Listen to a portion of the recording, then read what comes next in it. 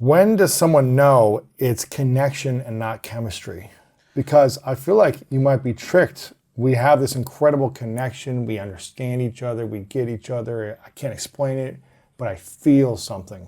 That feeling might be also chemistry at the same time, right? Yes. It might be masking Yes. if it's really connection or chemistry. So how do you know if it's true connection over, man, there's this desire, connection, attraction, all these things happening at once? One, can you truly be yourself with this Ooh, person? that's big. All right? Because again, a lot of people, they go on these dates, they're bringing their representative, and the chemistry happens on a surface level with the representatives that both sides are bringing. But when you actually show your true self, now what happens? And a lot of people have not done that with their partner or the person that they're getting to know. So again, you're falling into the hype of the chemistry or the compatibility, but you're not discovering true connection being there. So you got to be able to be yourself, because real connection loves you at the core. All right? You can show me all the parts of you. I still want you. All right? Number two is, can we enjoy each other with no distractions? All right? Again, what people fail to understand, and this can happen with chemistry, is that we're bonding based off of the activity or the things in our environment. Meaning, all right, we love going out together and we do all these fun stuff and we're doing all these things. And that's great, all right? We know how to have fun together. But can we be alone in a room, no TV, no distraction, no phone, just us, and still love being with each other? A lot of people can't say that. A lot of people are only able to be in their relationship and tolerate their partner, and I use that word strongly, tolerate their partner, because they have enough distractions in their life. They have kids, they have work, they have all these other things going on. TV, video games, man caves, whatever. Exactly. All these things that pull them away from their partner, that doesn't allow them to face the fact that, no, you really don't like each other at their core. Man. And so that is a huge sign of connection. That's why, like, one thing I suggested in one of my books was go on a road trip. And it's just a random suggestion, but go on a road trip for at least 6 hours, no phone, no distraction, just you and them talking. Will you still be happy after those 6 hours? A lot of people can't make it that far in a car ride with their partner. All right? A lot of people cannot be in a room alone with their partner and nothing else to take their attention. So you gotta really push those boundaries to see, what do we really have here, if this is really gonna be called a connection. Right. And your fear is, are you able to grow together after 10, 15 years? Is that one of the main things? It's it's hard to, you never can look that far ahead, and we don't know what's in store. May not be here tomorrow. Exactly. It's a concern of, can we still give that same energy? And it's both sides, because again, I'm not saying I'm not perfect. So even though I'm confident that I could do it, what if there's something that throws me off? It's just that, yes, as time goes on, there's that test of really putting your best foot and bringing that same energy that you brought in the beginning. Now, again, I think I'm holding myself to a higher standard than I think most people do, because I think that a lot of people's mentality is, well, things change. Things are gonna be different. It's okay. So what? You don't go out as much anymore. People think like this, but they don't realize that's why your relationship is deteriorating. Right. I don't want a deteriorated relationship. So when I think about, yes, can I be with someone past 10, 15 years if I accept a level of mediocrity? Of course. But You don't want that. Exactly. I'm saying, can we maintain excellence after these 10, 15 years? Fulfillment. Exactly. Fun, play. Peace, happiness, joy, all these things. Because to me, what is the point of being here if we don't have it, if we're not operating at our highest level? What about the saying that I hear, whether this is a meme or this is women saying this online, maybe you know the line better than me. If he can't accept me at my worst, he doesn't deserve me at my best. I hate that line.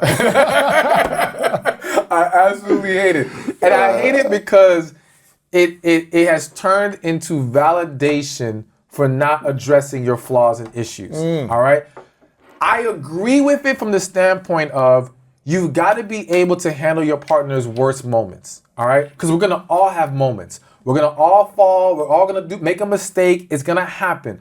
Over time, that's just the way it is. But when you are essentially trying to say, I have a horrible flaw and you should accept it, even when I want to consistently make you deal with it, no, that's not going to work for me. I can't accept that. That's not okay. And so a lot of people, that's what they're turning it into. That's you not taking accountability and responsibility for growth. Exactly. It's going back to, okay, this is where I'm at. I don't want to address it. You just have to accept it or don't be with me. Exactly. You know, it reminds me of like, I don't know if they still say it, but I know at one time people would say arguing is healthy for a relationship. All right? I despise that. I don't know if I agree. I understand that. Yeah, I just don't like that. No, at all. Can you communicate with we don't agree on this, but do you have to argue? Exactly. That's my thing.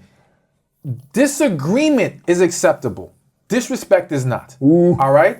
So say it one more time. Disagreement is acceptable. Disrespect is not. That's good. All right? So my thing is, yes, it's okay and even healthy to have disagreements because we have different perspectives. We can bounce ideas off each other. We simply have to know how to navigate that and come to an official decision on things when we have those moments. But arguing says we are being disrespectful, whether our tone is negative, the words that we're using, we're getting loud, we're getting angry, we're basically throwing negative energy at our partner. That's not healthy. There's nothing healthy about that. But a lot of people will say that because they want to validate the unhealthiness in their relationship. They don't want to face the issue of, I need to learn how to talk to my partner better. I don't want to have to fix my tone. Why do I have to watch what I say? Because that's what an adult does. Wow. All right, grow up. Like, I'm sorry to anyone listening to this, but that's just real. We can't just think it's okay, especially with our partners, to speak however we want, to throw all kinds of insults, to be disrespectful and think this is okay. Because what people are not realizing is all it takes is that one really bad argument to plant a seed of negativity that now grows into something worse in the relationship. A lot of people's issues are not the issue that they're facing in that current moment. It's the culmination of all kinds of things before then. It's the buildup from that last time you disrespected me or made me feel some kind of way. And ever since then, I've resented you. And now in this resentment, I've given you an attitude. You didn't know what the attitude was about because I didn't communicate clearly. Mm-hmm. Now you're giving me attitude. And now you see how it turns into other things. Now that attitude turns into not having sex with each other. That attitude turns into, the way that we talk to each other in general. Maybe becoming secretive because now we don't feel like dealing with each other anymore. And what you don't realize is it started from disrespectful arguing. Wow. All right? It can also start from some other stuff. All right? But arguing is a huge problem for a lot of people, and we can't just keep sweeping under the rug. So going back to your point about the whole take me at my worst, yes, worst moment. You can have a moment. Always like this. Yeah, and once in a while, a good attitude. Exactly. Consistent negative behavior has to be addressed and corrected.